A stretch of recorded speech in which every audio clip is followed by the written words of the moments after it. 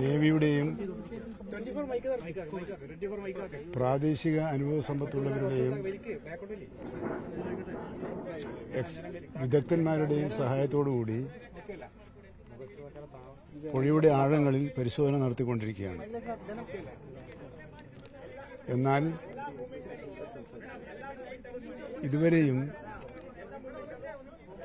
നാം ആശിച്ച വിധത്തിലുള്ള പുരോഗതി കൈവരിക്കാൻ കഴിഞ്ഞിട്ടില്ല. പക്ഷെ ഒരു സംഭവം നടക്കുമ്പോൾ അതിനകത്ത് പ്രവർത്തിക്കുന്നവരെ നിരുത്സാഹപ്പെടുത്തുന്ന ഒരു നിലപാടും കേരളത്തിന്റെ ഭാഗത്തുനിന്നുണ്ടാവുകയില്ല. ഞങ്ങൾ മനസ്സിലാക്കിയത് സാധ്യമായ എല്ലാ കാര്യങ്ങളും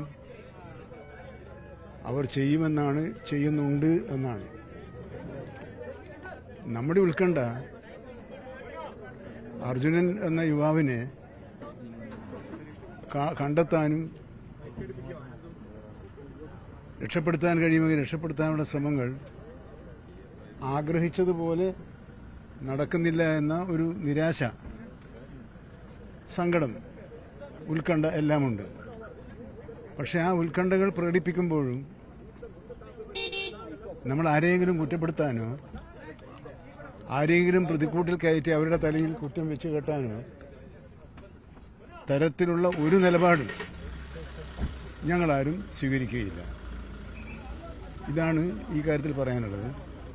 ഇപ്പം ഞാൻ ഒന്നുകൂടി ആ സ്ഥലത്ത് പോയി വന്നതിന് ശേഷം നമുക്ക് കാണുന്നതായിരിക്കും.